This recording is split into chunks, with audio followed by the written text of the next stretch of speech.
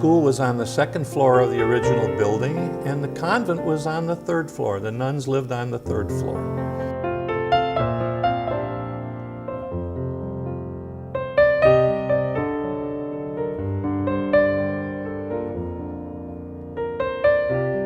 I taught in the bungalow days here in 2024, I think it was. I couldn't even go through the aisles. I had to turn sideways to go through the aisles. We had 40, 50 students in one room.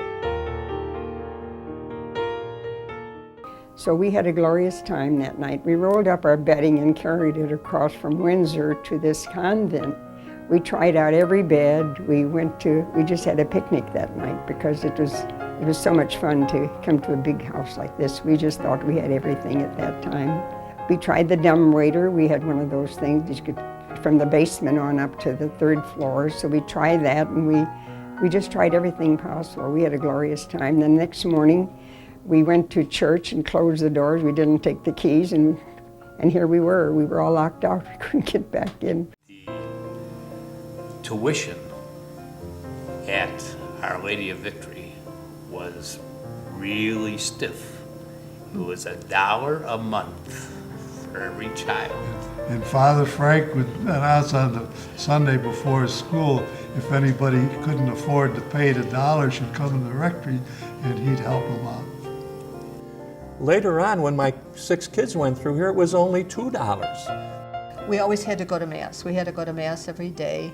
And if the weather was very, very bad, snowy, rainy, whatever, usually it was after Mass, so we would go back to the classrooms, but instead of making us walk on the outside, we would walk through the certain door, underneath the ground, into the tunnel. I guess it was the furnaces and everything else. We went past all these things, and then we came out, and there we were, right in the school, and we were nice and dry, never had to worry about wet feet or wet clothes or anything else. It was fun. And you know, the clubhouse wasn't sided, and on the side, you would step down, and that's where they had the candy. They sell candy. That candy. I'll never forget that. It was a penny. Yeah. We didn't necessarily buy what we liked. We buy whatever you get the most of. Absolutely. Absolutely. My first introduction to Our Lady of Victory School and to the School of Sisters of St. Francis was on a September day in 1950. The building at the semi-new building at Laramie and Agatite was only a year old, and we were escorted into the most beautiful kindergarten that had ever been created. It occupied almost the entire first floor of that new wing, and Sister Leah was its impresario or empress, and she welcomed probably over 100 of us. We had morning kindergarten and afternoon kindergarten, and what a wonderful, wonderful introduction to Catholic education Sister Leah was. I started in first grade, and I really enjoyed it because of the nuns that were here teaching. A few of the nuns were very sweet, and a few of the nuns were very, very strict. I felt that I had a diversity of both gentleness and strictness in my life. And my religious background is the foundation of what I am today.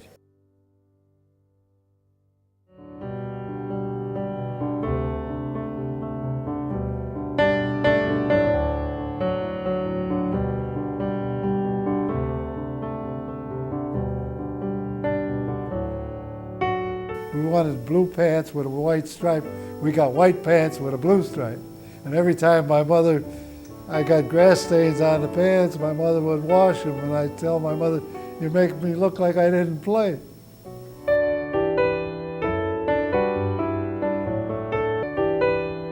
I go back to the time when junior high building opened up. My sister Mary Pat was in the first 8th grade class there, and I was in the first 7th grade class. When we would have gym class, of course the boys were separate from the girls. They couldn't take gym class at the same time, but a lot of the sports that didn't start till later in the 60s after we had graduated. We were allowed to become cheerleaders in 1968-69 which was big because then we got to go into the gym. The girls were not allowed in the gym before then. And this was our uniform. We had just this sweatshirt and our uniform skirt, which was blue.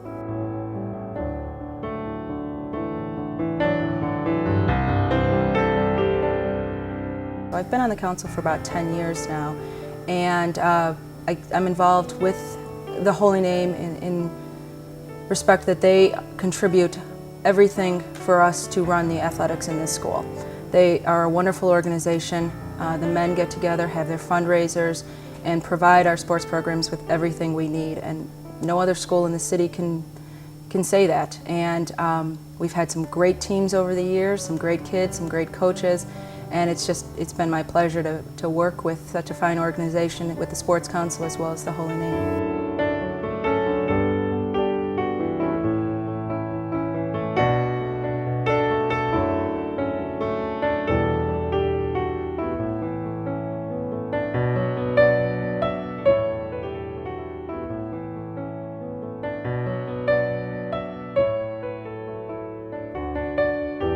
Attendance was taken in church at Mass. You had to be there. Was it by the end of the gospel or whatever? Right. Yeah, every day. The beanies. With our beanies on. 5 cents if you didn't have your beanie. That was before my time. You know, and then the clicking. You know? Yes. That's the sisters' way of getting our attention if we weren't behaving. You know the. The band leader we had at the time, or band director, started a marching band. We also had a jazz band for a grade school group. They were wonderful.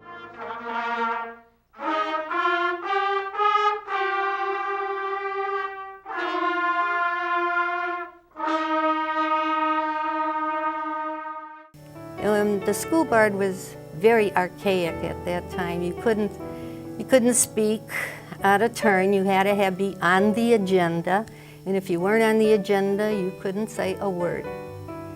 But eventually that all changed, thank goodness, to Father Nolan. He changed it. I appreciate the quality education I received at Our Lady of Victory School. One of my favorite teachers was Miss Harla Kapp, and she helped to inspire me to become an educator myself. I was a lunch mom since all through the years my daughters were at OLV. And Robin was like a mom to these children, and she was so caring about them, cared about their safety. I rarely saw her have to scold a child.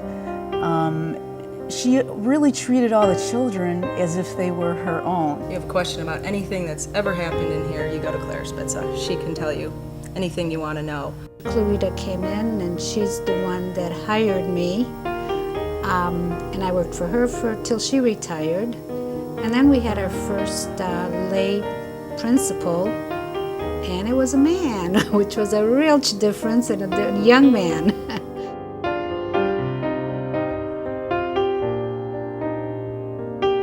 We believed that it was really the sisters when they came in, and when our oldest son was in the junior high, he was just entering the 6th grade. And that really galvanized their faith and taught us how to teach our faith to our children. And they're the ones that really inspired, I think, my oldest son and my middle son to join a seminary.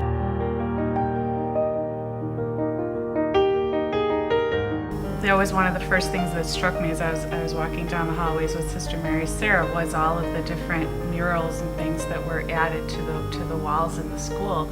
And I thought, you know, they were such a beautiful addition to just the regular old painted wall that you remember from years back. And a lot of the religious icons were added, which was very important too. Many of them had been taken down or were found broken in storage rooms, and a lot of them were restored and added once again to the school, which is really important to identify us as a Catholic school.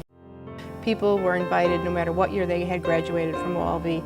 And at the time, the Dominican sisters were here from Nashville, Tennessee, and they were a very big part in getting this party. It was a huge event. People were involved from the school to the parish to all the clubs and organizations. Everybody had a part, did their part. I remember Sister Sarah being worried that enough people would show up, and we ended up having 500 or 600 people. A huge mass on a Saturday evening at 5:30, and I remember because I was a Eucharistic minister, and it was so nice to see many of my classmates come back and return from the year that I had graduated.